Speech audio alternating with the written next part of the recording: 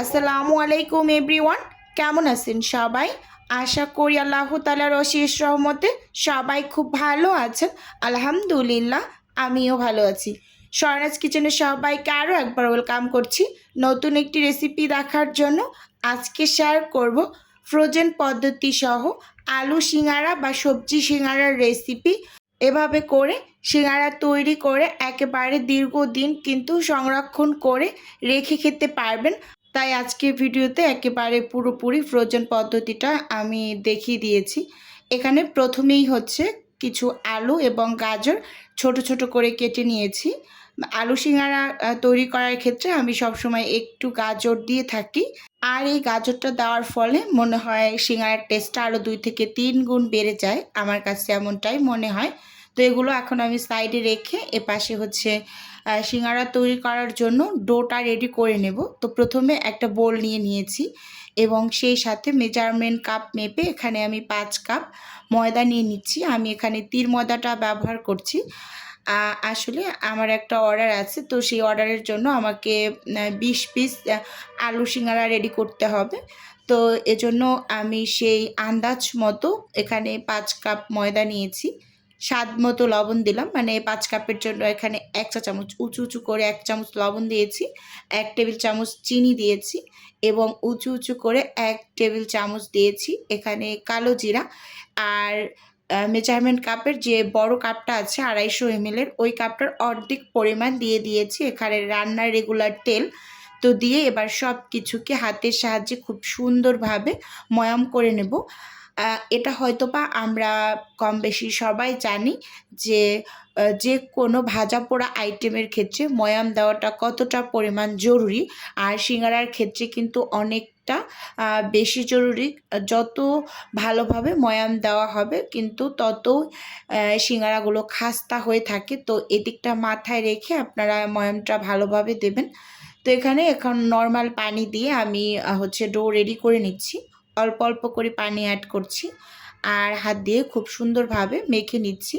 এই পানিটা কিন্তু একেবারে নর্মাল। অনেকেই জিজ্ঞেস করেন আপু কুসুম গরম পানি কিনা? না, একেবারেই নর্মাল পানি দিয়ে ডোটা করে নিচ্ছি। আর সিঙ্গারার ডোটা একটু শক্ত করে মেখে নিতে হয়, অনেকটা নরম করে মেখে নিলে যখন আমরা রেস্টে রেখে দেব তখন কিন্তু এই ডোটা আরও বেশি নরম হয়ে যাবে। তো সেজন্য প্রথম অবস্থাতে একটু শক্ত করে মেখে নিতে হবে। তো আমি ডোয়ের উপর কিছুটা তেল দিয়ে আমি হচ্ছে 2 ঘন্টার মতো ডোটাকে রেস্টে রেখে দিচ্ছি। এপাশে হচ্ছে আমি সবজির পুরটাকে রেডি করে নিচ্ছি। চুলোতে একটা প্যান বসিয়ে দিলাম, আর প্যানটা গরম হয়ে আসার পর পরিমাণ মতো এখানে আমি তেল দিয়েছি। তেলটা একটু মোটামুটি গরম হয়েছে, এর মাঝে হচ্ছে আমি বাদাম দিয়েছি। একেবারে তেলটাকে ভালোভাবে গরম করা যাবে না, তাহলে কিন্তু বাদামটা একেবারে ছিটে চলে আসবে গায়ের ভিতরে। যেহেতু 5 ফোড়ন মশলা ব্যবহার করা হবে সেজন্য তেলটা একটু গরম কম করে নিতে হবে। যদি গরম তেলের ভিতরে 5 ফোড়ন মশলা ছেড়ে দেন তখন কিন্তু মশলাটা একেবারেই পুড়ে যায় আর খেতে কিন্তু তেতো লাগে। খুব সুন্দর যে একটা স্মেল আসে সেটা কিন্তু অনেকটাই নষ্ট হয়ে যায়। তো কিছুটা পরিমাণ দিয়েছি পেঁয়াজ, কাঁচামরিচ কুচি। এবার হচ্ছে তেলের মাঝে একসাথে খুব সুন্দরভাবে 1 থেকে 1.5 মিনিটের মতো হচ্ছে সময় নিয়ে আমি ভেজে নিচ্ছি। তো দেখতেই পাচ্ছেন এর মাঝে হচ্ছে 1/2 চা চামচের মতো এখানে লবণটা অ্যাড করে দিলাম, এতে করে পেঁয়াজটা অনেকটা নরম হয়ে যাবে। তো এই জন্যই কিন্তু এখন লবণটা আমি ব্যবহার করলাম, অল্প করে করেছি, মানে 1/2 চা চামচের মতো। এবার ভালোভাবে একটু ভেজে নেওয়া হয়েছে। এখন এখানে আমি 1/2 চা চামচ রসুন বাটা আর 1/2 চা চামচ দিয়ে দিচ্ছি এখানে আদা বাটা। আদা এবং রসুনটা তেলের মাঝে একটু সময় নিয়ে ভেজে নেব, এতে করে আদা এবং রসুনের যে একটা স্মেল থাকে কাঁচা, সেই স্মেলটা চলে যাবে একেবারেই। তো সেজন্য কিন্তু খুব সুন্দরভাবে একটু সময় নিয়ে ভেজে নিতে হবে। তো দেখতেই পাচ্ছেন এই যে খুব সুন্দরভাবে এখানে ভাজা করে নিয়েছি। এখন এখানে আমি কিছুটা পরিমাণ পানি অ্যাড করে দিচ্ছি, যেহেতু গুঁড়ো মশলাগুলো দিয়ে দেব এই পর্যায়ে, সেজন্য যাতে পুড়ে না যায়। তো আগে একটু পানি দিয়ে নিয়েছি। 1 চা চামচ উঁচু করে লাল মরিচের গুঁড়ো, 1 চা চামচ দিয়েছি হলুদের গুঁড়ো, 1 চা চামচ দিয়েছি এখানে জিরা গুঁড়ো, মানে এটা টালা জিরার গুঁড়ো দিয়েছি, 1 চামচ ধনিয়া গুঁড়ো দিয়েছি। তো এবার হচ্ছে এখানে হাফ চা চামচ গরম মশলার গুঁড়ো ব্যবহার করছি। সব কিছু খুব ভালোভাবে একটু নেড়ে চেড়ে মিশিয়ে এখন এখানে আমি কিছুটা পরিমাণ পানি দিয়ে মশলাটাকে খুব ভালোভাবে কষিয়ে নেব, যতক্ষণ না পর্যন্ত মশলা থেকে একেবারে তেলটা ছেড়ে না দেয়, মানে তেলটা উপরে ভেসে ভেসে না আসা পর্যন্ত মশলাটাকে আমি কষিয়ে নিচ্ছি। তো দেখুন এই যে খুব সুন্দরভাবে মশলা থেকে তেলটা ছেড়ে দিয়েছে।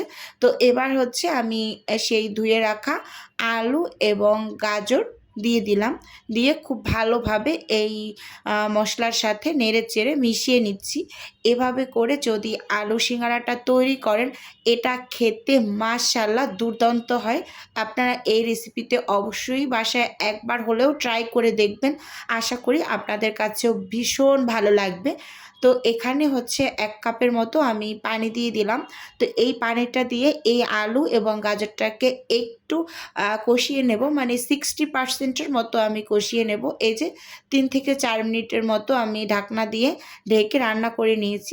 আবার একটু স্প্যাচুলা দিয়ে চেক করে দেখলাম যে আধা সেদ্ধ হয়েছে, এরকম একটা পরিস্থিতি।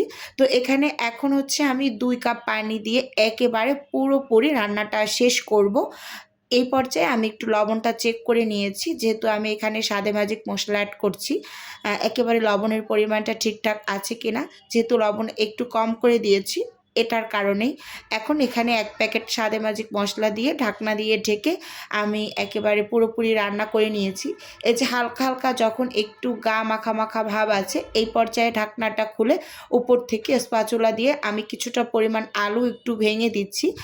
কারণ সিঙ্গারার আলু একটু আধা ভাঙা টাইপের হলে এটা খেতে অসম্ভব লেভেলের মজার হয়।